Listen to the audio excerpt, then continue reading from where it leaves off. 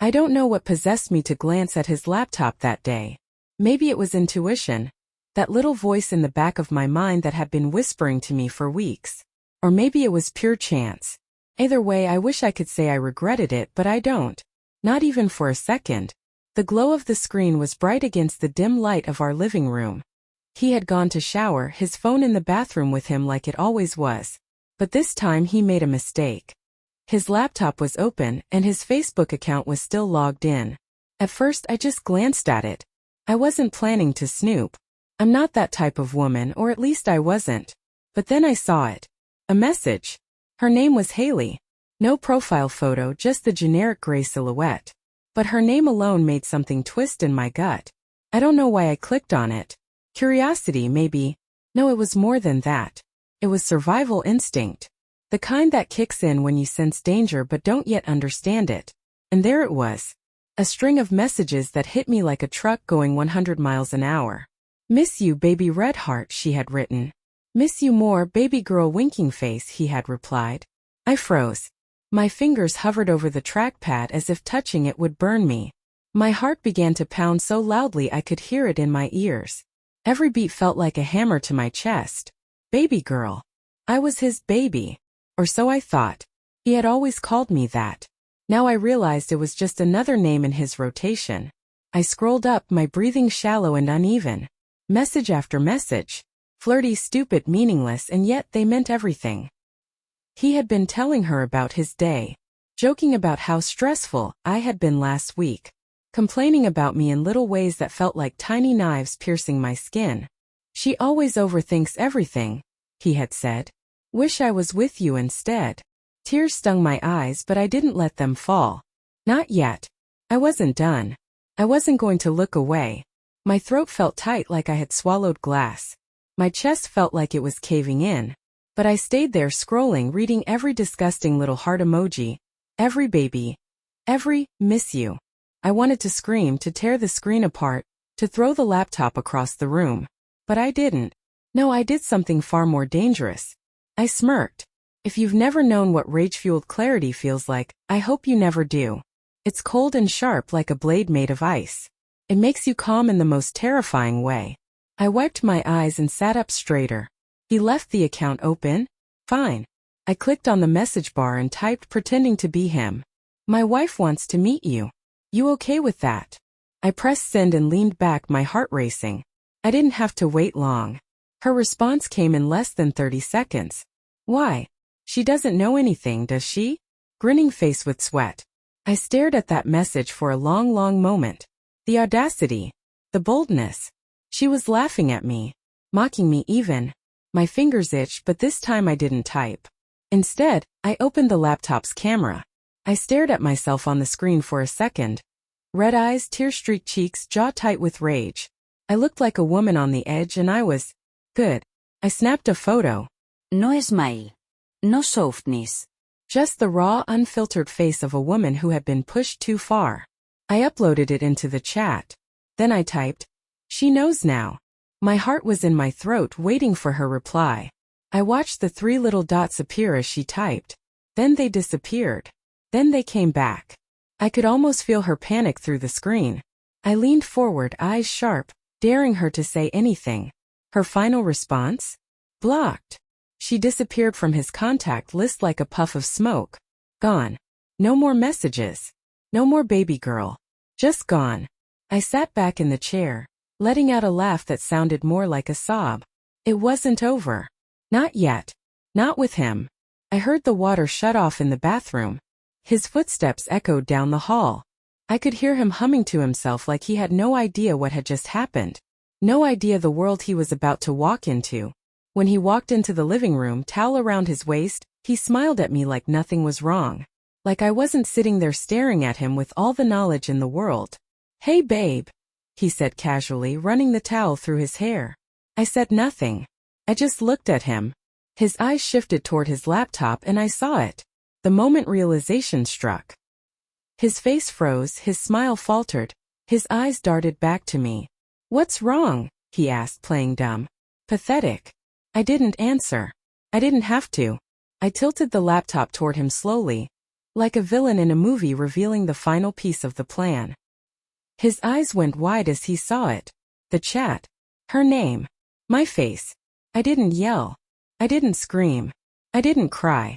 I just whispered. She blocked you. He blinked, his mouth opening and closing like a fish gasping for air. Wait. It's not what it looks like, babe, listen. I stood up. Slowly. Deliberately. My movements were steady, controlled. Each step felt like a thunderclap in the room. I moved past him, not even looking at him. I didn't have to. I had already seen everything I needed to see. Wait. Please let me explain, he begged, his voice desperate now, cracking with fear. I could hear it. Good. I didn't stop walking. I didn't even turn around.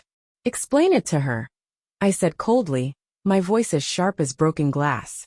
And then I left. I didn't slam the door. I closed it slowly, quietly, just like I had closed the door on us. Because he forgot to log out of his account. I'll never forget though. I drove for a long time that night. No destination in mind, no plan. Just the hum of the engine and the blur of streetlights passing overhead.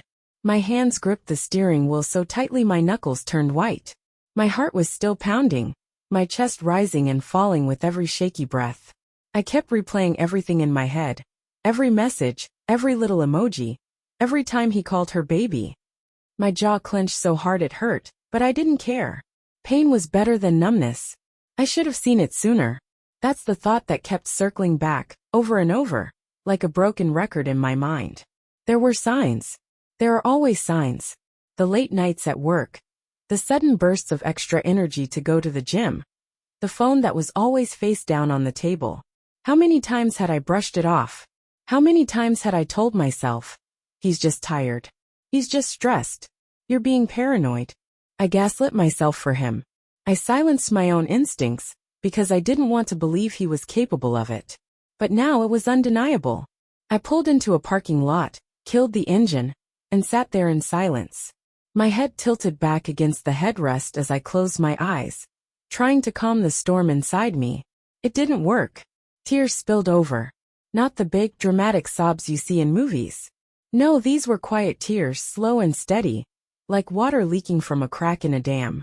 I wiped them away with the sleeve of my hoodie, but more came. I wasn't crying because I'd lost him. I was crying because I'd lost the version of him I thought I had. That man didn't exist. He never did. Minutes passed. Or maybe it was hours. I didn't know. Eventually, my phone buzzed in the passenger seat. I knew who it was before I even looked.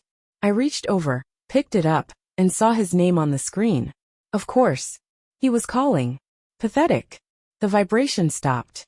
Then it started again. Call after call. 5 missed calls. 10. I watched each one come through with numb detachment, as if it was happening to someone else. Then came the texts. Baby, please. Talk to me. I can explain everything. It's not what you think. It was nothing, I swear. Just stupid flirting. I love you. Each message felt like a slap in the face. It's not what you think. God, I hated that line. It's always what you think. No man has ever used that phrase honestly. More texts poured in. Desperation creeping into his words now. Please come home. Let's talk. We can fix this. I'm sorry. Okay. I'm sorry. I was being stupid. It didn't mean anything. Answer me, baby, please. I'm losing my mind. Good, I thought. Lose it. Lose it all. Just like you made me lose mine. I tossed the phone on the passenger seat and stared out the window. The world outside felt too still. Like everything had stopped just for me to sit with this pain. I hated it. I hated him. I hated myself for letting it get this far. My mind drifted to the woman, Haley. She blocked him the second she realized I knew. Coward. I wondered what she was thinking right now. Was she afraid I'd come after her? Was she sitting in her apartment, chewing her nails, hoping I wouldn't ruin her life? Or did she not care at all? Women like her rarely care. They never have to face the consequences. They get to slip away quietly unnoticed, while the wife is left behind, cleaning up the wreckage. The phone buzzed again. Another text. But this one was different. If you leave me, I'll have nothing. I laughed. It wasn't a happy laugh. It was the kind of laugh you let out when something finally snaps inside you. The audacity of it. The The absolute audacity. He wasn't worried about me. He wasn't sorry for what he did. He was afraid of losing me because he knew I was the only one who ever gave a damn about him. That's what it came down to. Not love. Not regret. Self-preservation. I sat there for a long time, staring at the message. My fingers hovered over the keyboard. I could have replied. I could have ripped him apart with words alone. Given him the same kind of emotional agony he'd just handed me. But I didn't. I blocked his number. The silence that followed was deafening. No more buzzes. No more frantic messages. Just peace. Cold, hollow peace. I stayed in that parking lot until the sky started to shift from black to gray, the world waking up around me, while I sat there, feeling like I'd aged 10 years overnight. I should have gone home, but I didn't want to face the memories waiting for me there.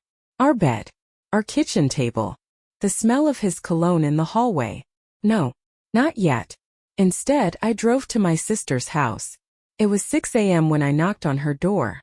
I didn't call ahead. I didn't have to. When she opened the door, eyes squinting with sleep, one look at my face was all it took. Her expression changed in an instant, confusion, then realization, then anger. "Is it him?" she asked, voice low but sharp. I nodded. She didn't ask anything else. She didn't need to. She pulled me inside, shut the door and hugged me tight. No words, just warmth and safety. I felt myself unraveling in her arms, like every muscle in my body finally let go. I didn't realize how much I'd been holding it all in. We sat on her couch for hours. I told her everything. Every detail, every message, every tear. I didn't let myself cry when I was alone. She didn't tell me to be strong. She didn't tell me to work it out with him. She just listened. She listened and then she said, "You deserve better." And for the first time I believed it. I stayed at her place for 2 days. No calls. No texts. No social media. It felt like detoxing from a drug I didn't realize I was addicted to. I didn't miss him. I missed the idea of him, but not the man himself. The man himself was a fraud. When I finally went back to the house, it smelled different. The air was stale, like a room that had been sealed off for too long. I stood in the doorway, my eyes scanning everything I used to see as ours. The couch we picked out together. The framed photos on the wall. His stupid sneakers by the door. It all felt like a lie. A beautifully decorated lie. I walked through the house slowly, step by step, like I was walking through a crime scene. And in a way I was. It was the scene of a crime I hadn't even realized had been committed until that day. On the kitchen counter there was a sticky note. His handwriting. The same handwriting I used to love. Back when he'd leave me cute notes like, "Don't forget to smile today, baby." But this note wasn't cute. It said, "I'm sorry. Please come back." I crumpled it in my hand and threw it in the trash. No more notes. No more baby. No more him. I spent the rest of the night packing his things. 1 box. That's all it took. 1 box for his clothes, his sneakers, his stupid cologne, and every other part of him I didn't want to see anymore. I left it by the front door and texted him from my sister's phone. "Your stuff is on the porch. Pick it up by midnight or it's going to the curb." He replied instantly, "Baby, please. Let me explain." I didn't answer. The next morning the box was gone. So was he. I never saw him again. And I didn't need to. He'd already shown me everything I needed to see. The days that followed felt like waking up from a dream you didn't know you were trapped in. Everything looked the same, but nothing felt the same. The house was quieter, the air lighter, and for the first time in a long time, I could breathe without that weight on my chest. I didn't realize how much space he had taken up. Not just in the house, but in me. It was like living with a constant, invisible pressure. And now that it was gone, I didn't know what to do with all this new space. The first night alone was the hardest. Not because I missed him, but because silence can be louder than any argument. I lay in bed, staring at the ceiling, every creak of the house amplified in the quiet. I could hear the hum of the refrigerator, the faint ticking of the clock, the distant rush of cars outside. It felt like the house was finally talking to me after being ignored for so long. I curled up under the blankets, hugging myself like a child, trying to feel safe. I didn't sleep much that night. The next morning, I woke up to sunlight streaming through the curtains. It hit me before I even opened my eyes, that sharp pang of realization that something had changed. It wasn't a bad feeling, just unfamiliar. I reached for my phone and scrolled through it out of habit, half expecting to see his messages. But there was nothing. No missed calls. No texts. Just nothing. I sat up slowly, rubbed my eyes and stared at my reflection in the black screen of the TV across the room. My face looked different. Not broken, but harder. Stronger. I didn't recognize that version of myself, but I liked her. She looked like someone who had been through hell and survived. Over the next few days I kept myself busy. I cleaned every inch of the house, scrubbing away every trace of him. The smell of his cologne on the couch cushions? Gone. His stupid favorite mug in the kitchen cabinet? Thrown out. The hoodie he left hanging on the back of the chair? Straight into a donation bag. I didn't want anything of his here. No ghosts. No reminders. Just me. I even rearranged the furniture. Moved the bed to the other side of the room. Dragged the couch to face the window instead of the TV. It sounds silly, but something about it made the space feel mine again. Like I was reclaiming it one piece at a time. My sister checked on me every day. She called in the mornings, popped by in the evenings with takeout, and always gave me that look. That "are you okay?" look. I hated that look. I didn't want to be pitied. I wanted to be seen as strong, not broken. But I didn't have the heart to tell her that, so I just nodded and said, "I'm fine." One evening, about a week after everything happened, she showed up with a bottle of wine. No warning, no texts, just a knock at the door. When I opened it, she grinned and held up the bottle like a prize. "Therapy," she said, pushing past me into the house. "But cheaper." I laughed. For real this time. Not the hollow, bitter kind of laugh I'd had before, but something warm and genuine. I hadn't realized how much I needed that. We sat on the floor in the living room, drinking straight from the bottle like we used to do in college. She told me stories about her coworkers, the ones I'd already heard, but didn't mind hearing again. She made fun of her boss, rolled her eyes at her ex, and by the time we'd emptied the bottle, I was laughing so hard my stomach hurt. At one point, she looked at me with that big sister seriousness, her eyes a little glassy from the wine. "You know you're better off, right?" she said. I nodded, feeling that truth sink into me in a way it hadn't before. I didn't just know it. I felt it. But not every day was like that. Some days were heavier than others. Mornings where I woke up with that ache in my chest, like grief sneaking up on me when I least expected it. I'd scroll through old photos out of habit, and there he'd be, smiling, laughing, arms around me like he had never hurt me a day in his life. Those photos felt like lies now. I'd swipe past them as fast as I could, like touching them would burn me. I knew I shouldn't do it, but one night, I checked his Facebook. I didn't log in. I just searched his name, heart pounding in my chest like I was doing something illegal. His profile was still public. Same old profile picture, same old bio that said, "Living my best life." The sight of it made me roll my eyes so hard I thought they'd get stuck. I scrolled down his page, fully expecting to see some pathetic, I messed up post or a sad boy playlist link. But there was nothing. Just photos of him and his friends at a bar, laughing, beers raised in the air like he didn't have a care in the world. There were no signs of regret. No apologies. No sadness. At first, it made me angry. How could he look so fine while I was over here stitching myself back together? But then it hit me. Of course he looked fine. Men like him always do.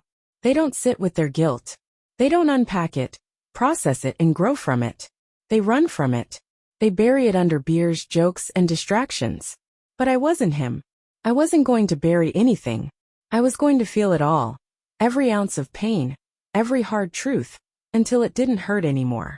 That's how I knew I'd win. Because I wouldn't stay broken.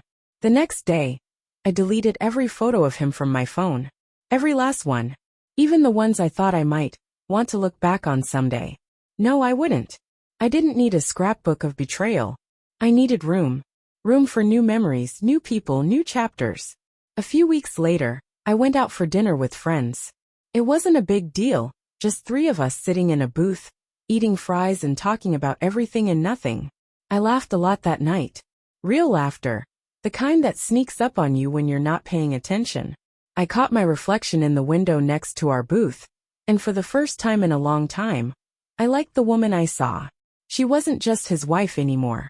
She wasn't the girl who got cheated on. She was someone new, stronger, sharper, wiser. A month passed then too. I didn't hear from him again. I figured he'd pop up eventually, they always do. But he didn't. And I was grateful for that. I didn't need a sorry from him. I didn't need closure.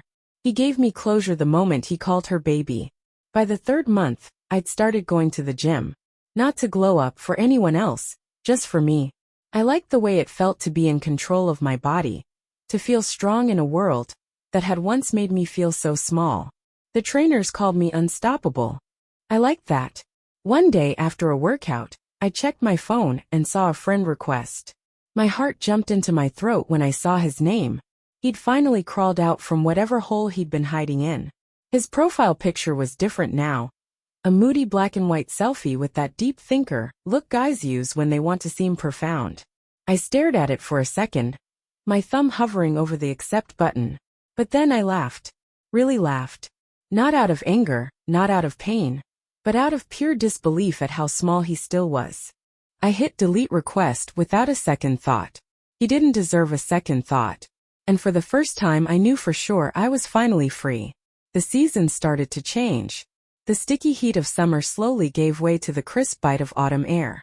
I noticed it one morning as I stepped outside to take out the trash. The breeze was sharper, the air smelled different, earthy, cool, fresh. I pulled my hoodie tighter around me and breathed it in like it was something new.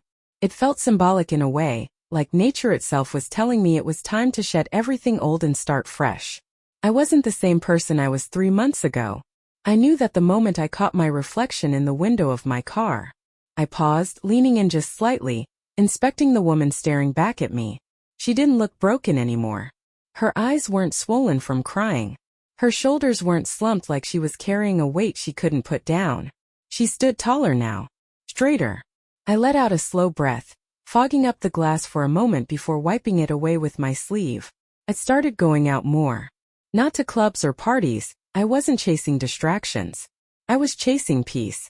I'd go for long walks at dusk, headphones in, letting the music carry me. Felt like therapy.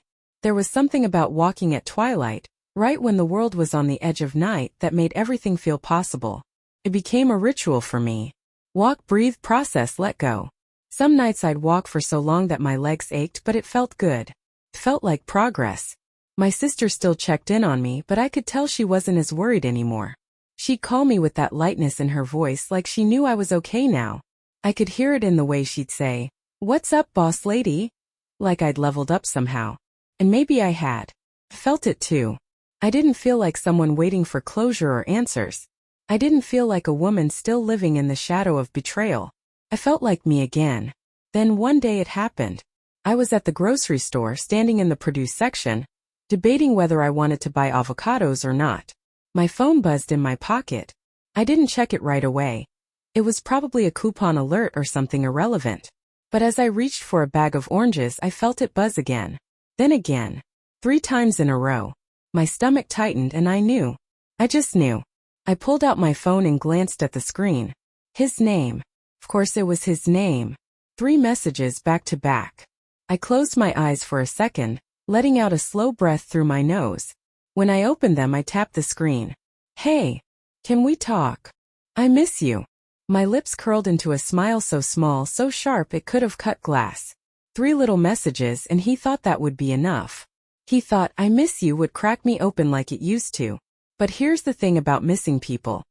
It's only powerful if the person you miss still misses you. I didn't. Not anymore. I slipped my phone back into my pocket, grabbed the avocados and the oranges, and went on with my shopping. I didn't reply. I didn't need to. My silence was the loudest answer I could give him. But of course men like him never stop at the first "hey." That night, as I sat on the couch eating dinner, my phone buzzed again. His name lit up the screen. This time I opened the message. Not because I cared, but because I wanted to see just how low he'd sink. "Please. I know I messed up, but we were good together. Don't throw it all away." I actually laughed out loud. We were good together? What a joke. We weren't good together. I was good. He was just there, collecting the benefits of my love while giving nothing back. I put my phone down and kept eating. I didn't have an appetite for his excuses. The next day, I woke up to 4 more texts from him. Long paragraphs this time, full of apologies and classic lines like, "I'm not that guy anymore, and I've changed." I didn't believe a word of it. People don't change in 3 months. They just get better at pretending. I didn't block him. I thought about it, but something in me wanted him to see that I was ignoring him. I wanted him to feel the sting of being unseen, unheard, unimportant. I wanted him to sit with the silence and realize it was his own fault. Every buzz of his phone that didn't get a reply was my version of revenge. Days passed. Then a week. His texts went from desperate to bitter. The tone shift was so obvious it was almost funny. Fine. I see how it is. Don't think you're better than me just because you're alone now. No one's gonna love you like I did. That one made me laugh so hard I had to sit down. No one's gonna love you like I did? Good. I never wanted to be loved like that again. I'd rather be alone than be loved by a liar. The following week I got rid of every last trace of him. I mean everything. Clothes, notes, gifts, little trinkets I'd held onto because I thought they had meaning. They didn't. They were just objects, and I didn't need them anymore. I boxed it all up, drove to the local donation center, and handed it over with a smile. The man at the counter asked, "All of it?" "Every last bit," I said. I watched as the box disappeared behind the counter. I felt lighter, free. That night, I went back to my sister's house for dinner. She made pasta, poured wine, and we sat on the porch talking about everything except him. He didn't deserve to live in our conversations anymore. I remember looking up at the stars that night, the cool autumn air nipping at my skin, and feeling something I hadn't felt in a long time. Peace. Not fake peace, where you tell yourself you're okay when you're not. Real peace. The kind that settles into your bones and makes you feel still. One night, a month later, I got a notification on my phone. It was a memory from 2 years ago. A photo of us at a Halloween party. I stared at it for a while. Me smiling big and bright, dressed as some silly character I don't even remember now. Him, grinning next to me, arm draped over my shoulder like he owned me. I didn't feel sad looking at it. I didn't feel angry either. I just felt nothing. I clicked the little 3-dot menu in the corner and hit delete. That's what healing looks like. It's not one big moment where you stand in the rain and scream your pain into the sky. It's small moments. Quiet victories. It's buying oranges and not thinking of him. It's laughing at his messages instead of crying. It's pressing delete on old photos without feeling like you've lost something. Months turned into a year. The leaves fell, the snow came, and eventually spring bloomed again. By then, I wasn't thinking about him at all. Not even a little. New routines, new goals, new dreams. I started taking a photography class just because I could. I went on a weekend trip alone, and didn't have to tell anyone where I was going. I lived for me, and it felt good. It felt so good. Then one day I saw him. It was at a coffee shop. He was in line ahead of me, tapping his phone, completely unaware I was there. He didn't look as tall as I remembered. He didn't look as big. Funny how that works. People shrink after you've healed. He glanced up and saw me, and for a moment, I saw the panic in his eyes. Like he didn't know whether to smile, wave, or run. I didn't give him the chance. I walked right past him, calm as ever, like he was nothing but background noise. I didn't even look his way. But I knew he saw me. I knew he felt it. And that right there was all the closure I'd ever need. A few more months passed, and life continued to move forward. Not in big, dramatic leaps, but in slow, steady steps. It's funny how, after a while, you stop keeping track of how long it's been since everything fell apart. At first, every day felt like a milestone. 1 week since I left him. 2 weeks since I blocked him. 1 month since I stopped crying over him. But at some point I stopped counting. It wasn't deliberate. I just woke up one morning, brushed my teeth, made breakfast, and realized I hadn't thought about him in days. That's the thing about healing. It sneaks up on you quietly. You don't notice you're better until you already are. I had picked up new habits along the way. I started journaling, something I hadn't done since I was a teenager. At first, I wasn't sure what to write. I'd sit there with the pen hovering over the page, feeling like I needed some big thoughts to justify filling it up. But eventually, I stopped trying so hard. I wrote whatever came to mind. Stupid little thoughts like, I saw the prettiest bluebird on my walk today. Or, I made it through a whole day without thinking about him. They weren't profound, but they were mine. No one else would ever read them, and that made it feel safe. One night, while flipping through older pages of my journal, I came across an entry from the week I'd left him. It was raw and angry, full of scribbled out sentences, and words written so hard the ink bled through the page. I had written, I feel like I'm disappearing. I remember that night. I had sat in bed, hugging my knees to my chest, feeling like I was shrinking into nothingness. But reading those words now, months later, I realized something. I hadn't disappeared. In fact, I had done the opposite. I had found myself. Not the me that existed in relation to him, but the version of me that was whole on her own. The woman who didn't need anyone else to tell her she was enough. I felt a sudden urge to cross out that line, to write something new over it. But I didn't. I left it there as a reminder of how far I'd come. Around that time, I also started saying yes to things I'd always said no to before. A friend from work, Jessica, invited me to a painting class on Friday nights. Normally I would have said, no thanks, I'm terrible at painting. But this time I said, sure, why not? Turned out I was terrible at painting, but I didn't care. It wasn't about being good. It was about showing up, letting myself be messy, and not caring what anyone thought. Jessica and I laughed until our sides hurt as we tried to paint sunflowers that looked more like sad, melting pancakes. Felt good to be bad at something and not care. Another time my sister suggested we go to a karaoke night at a local bar.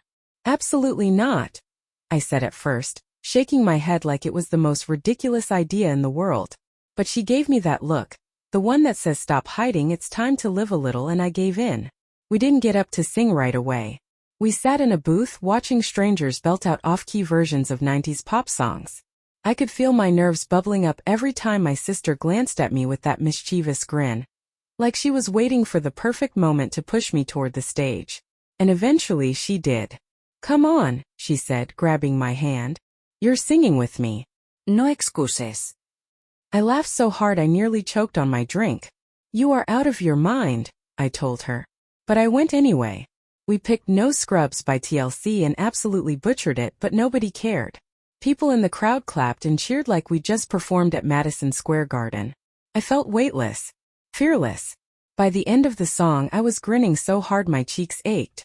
That night, I sat in my car for a while before driving home. My voice was hoarse from all the laughing and singing, but I felt alive. Not just getting by alive. Alive.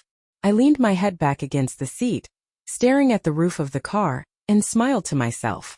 I didn't miss him. Not even a little.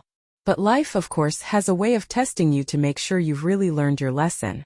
It happened on an ordinary Thursday afternoon while I was waiting in line at the bank. I was scrolling through my phone minding my business when I heard it. His voice. My stomach flipped before I could even think. It was like muscle memory, that reaction you have before your brain even registers why. I glanced up slowly, heart already racing, and there he was. Same posture. Same cocky walk. He hadn't changed a bit. He was laughing at something one of his friends had said, that loud, overconfident laugh I used to think was charming. Now it just sounded fake. I could have left. I could have turned around, pretended I forgot something, and walked out. But I didn't. I stayed. I didn't hide. He didn't see me at first. He was too busy being the center of attention, talking too loud and flashing that stupid grin like he was the main character in everyone's story. I watched him for a moment, not with anger, not with sadness, but with something new. Clarity. This is the man I cried over? I thought to myself. This is the man who made me doubt my worth? Felt laughable now. He looked smaller. Not physically, but in every other way. Smaller in presence. Smaller in importance. Then he saw me. His eyes locked on mine, and for a second I saw it. Recognition. Surprise. Regret. He blinked like he wasn't sure if I was real or some ghost from his past. I tilted my head slightly, gave him the faintest smile. Not a friendly one, but one that said, I see you, but you don't matter anymore. He opened his mouth like he was about to say something, but I turned away before he could. I didn't care what he had to say. His words didn't carry weight in my world anymore. I walked up to the counter, finished my transaction, and left without a glance back. On the drive home I laughed to myself. Not the bitter, angry laugh I'd had all those months ago, but a real one. A laugh of relief. The kind you have when you realize you finally let go of something that used to feel impossible to release.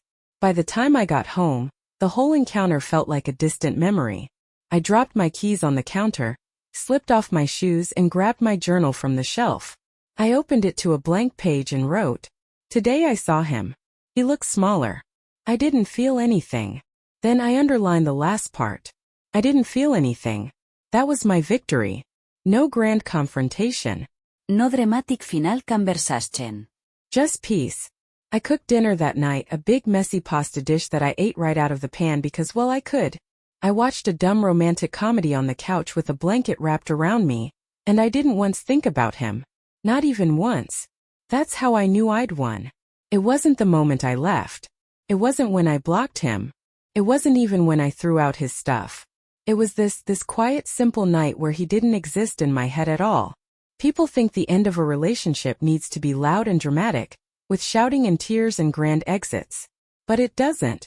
Sometimes the end is as quiet as a woman sitting on her couch, eating pasta from the pan, laughing at a dumb movie, and feeling absolutely, completely free. And that's exactly how it should be. The days felt lighter after that. Not in a perfect, everything's wonderful kind of way, but in a way that made me realize peace doesn't have to be loud. It doesn't announce itself with fireworks or grand gestures. Sometimes it just shows up quietly, like the way the sun rises, slow, steady, unstoppable. You don't even notice it happening until the light is already filling the room.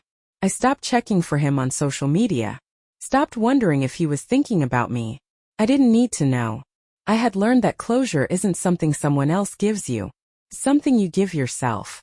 I'd already given it to myself the day I decided he didn't deserve access to me anymore. The moment I chose me over us. Work became my safe space. I started volunteering for projects I would have avoided before because I didn't have the time. I had plenty of time now. Without the emotional weight of always managing his moods or wondering where he was, I realized just how much mental space he had taken up. It was like clearing out a junk closet. Once it's empty, you see just how much room you actually have. One of my coworkers, Sarah, noticed the change before I did. We were in the break room one afternoon when she glanced at me and tilted her head like she was trying to figure something out. "You look different," she said, squinting at me like I dyed my hair. I blinked, glancing down at my sweater. "Different how?" She shrugged, still eyeing me like I was a puzzle she was trying to solve. "I don't know. Lighter, maybe? Happier." I laughed, not because it was funny but because it was true. "Yeah," I said, stirring sugar into my coffee. "I think I am." I didn't explain why. I didn't have to. Sarah didn't ask, and that's what I appreciated about her. Some people want all the details when they see you change, but she just nodded and went back to her tea like it was the most normal thing in the world. Like happiness wasn't something you had to justify. One day, during a casual lunch break, she mentioned something that stuck with me. We were talking about relationships, not mine, just relationships in general, and she said, "You know, sometimes people think the opposite of love is hate, but it's not. It's indifference. When you stop caring altogether, that's when you know you're really done." I didn't say anything at the time, but her words stayed with me. That night, as I sat on my couch with my journal open on my lap, I thought about it again. Indifference. I used to think I'd never get there. That I'd always feel something for him, even if it was anger. But Sarah was right. I wasn't angry anymore. I didn't hate him. I just didn't care. That realization hit me like a weight being lifted. I sat back, staring at the ceiling, smiling to myself. Indifference felt better than love. It felt cleaner. No knots in my stomach, no obsessive overthinking, no imaginary arguments in my head. Just peace. The next day I signed up for a pottery class. Not because I wanted to be some master sculptor, but because I wanted to try something just for me. No one told me to do it. No one suggested it. It was my idea, my choice, and that made it feel powerful in a small but important way. The first class was messy. Clay everywhere. I kept laughing at how lopsided my bowl looked, but I didn't care. It felt good to create something with my own two hands, no matter how imperfect it was. The instructor, a woman named Marcy, kept telling us, "Don't chase perfection. Perfection kills creativity." That phrase stuck with me too. Don't chase perfection. I'd been doing that for so long in my relationship, trying to be the perfect partner, the perfect girlfriend, the perfect version of myself just to keep him happy. And for what? It didn't matter how perfect I was. It wasn't enough for someone who didn't value me in the first place. I stopped chasing perfection that day. Not just in pottery but in everything. More time passed. Life became less about healing and more about living.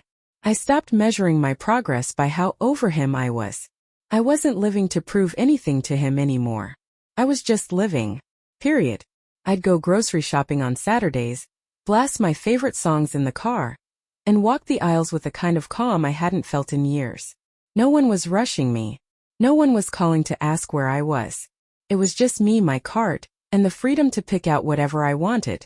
One day, while standing in the cereal aisle debating between Honey Nut Cheerios and Cinnamon Toast Crunch, my phone buzzed. I glanced down and saw a name I hadn't seen in months. His name. I didn't feel anything. No panique, no hesitement, no anger. Just nothing. I didn't even open the message. I stood there for a moment, cereal box in hand, staring at his name. It felt distant, like a character from a book I'd read a long time ago. Someone I used to know but had long since forgotten. Eventually, curiosity got the better of me, and I tapped on the message. It was short. Hey, I've been thinking about you. Hope you're doing okay. That was it. No, im suri. No acknowledgement of the damage he'd done. Just that vague, open-ended hope you're okay that people send when they want to test the waters without actually saying anything meaningful. I stared at it for a moment, my thumb hovering over the screen. Not out of indecision, but because I was thinking of all the ways I could reply. I could be petty. I could be cold. I could ignore him. But I realized something in that moment. I didn't need to win anymore. I didn't need to prove anything to him or to myself. I'd already won the second I stopped caring. So I deleted the message. No reply.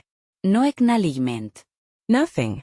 As I stood there in the cereal aisle, I felt something I hadn't felt in a long time: complete control. Not the kind of control that comes from power or dominance, but the kind that comes from knowing your worth. It's a quiet kind of control, the kind that doesn't need to announce itself. I grabbed the Cinnamon Toast Crunch and tossed it in my cart.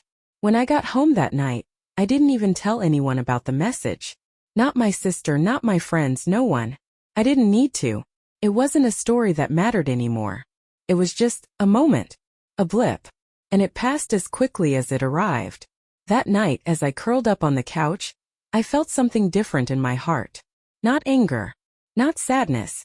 Not even indifference. Peace. Real lasting peace. The kind that doesn't fade with time or depend on what someone else does or says. It's the peace that comes from knowing you have everything you need within yourself.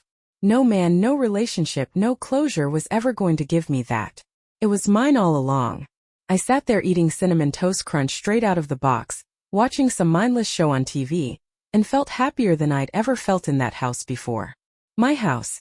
My space. My peace. I didn't need a comeback story. I didn't need him to see me thriving. I didn't care if he was still watching my social media or asking mutual friends about me. He could do whatever he wanted.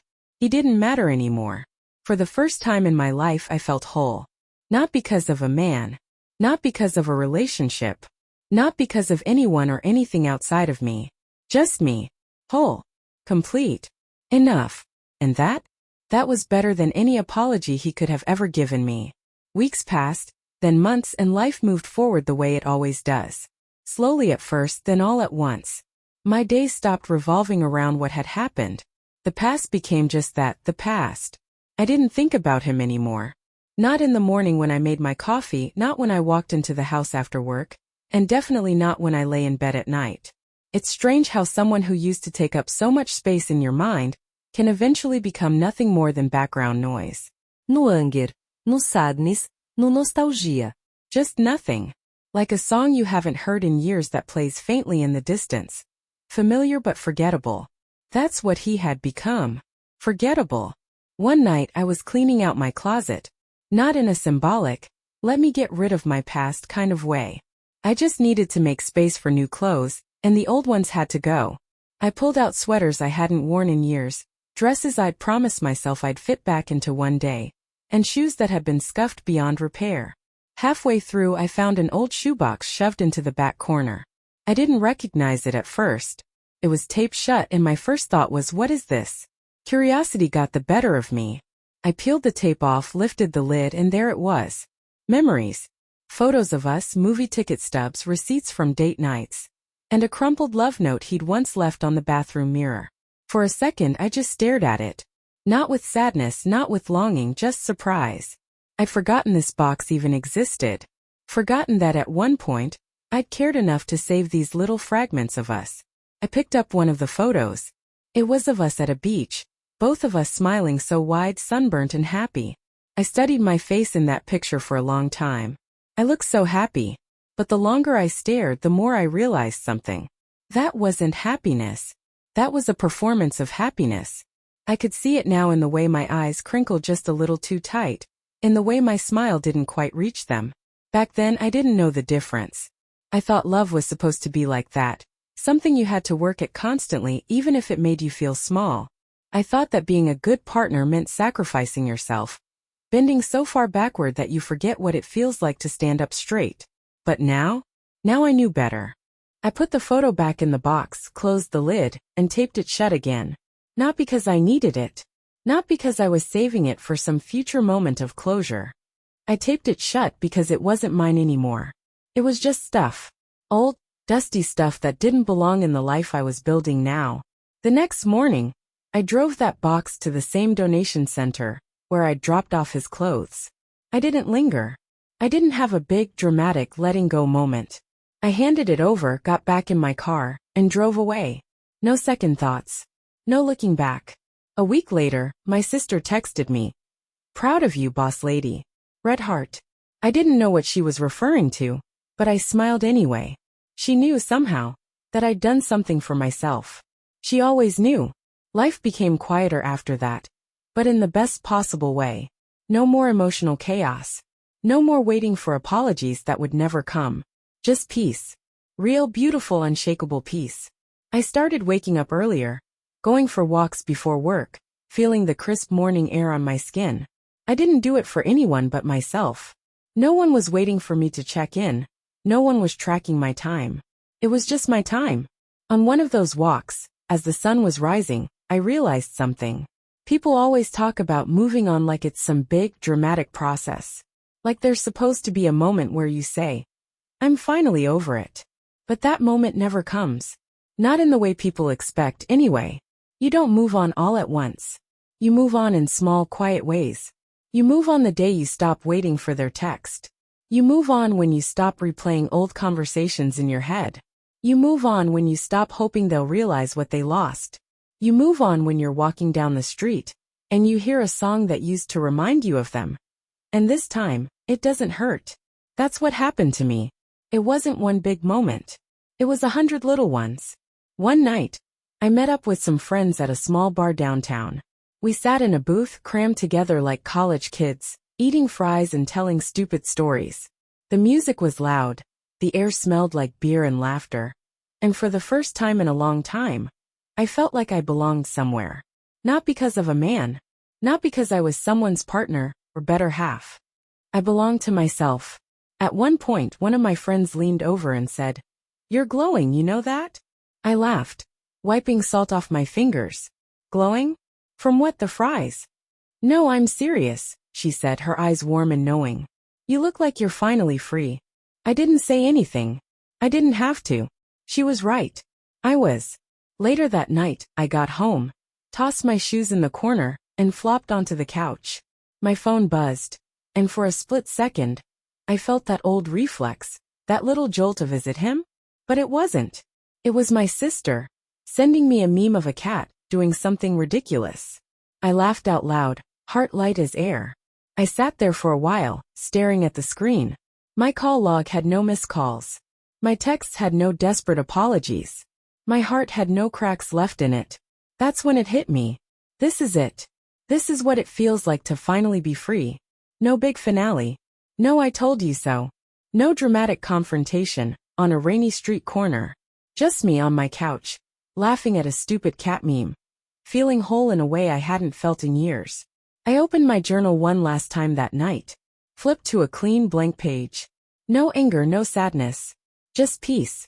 At the top of the page, I wrote one sentence. No extra words. No overthinking. Just truth. He forgot to log out. But I'll never forget to log back in to myself. And that, I think, is the real ending. Not just to this story, but to every story like it.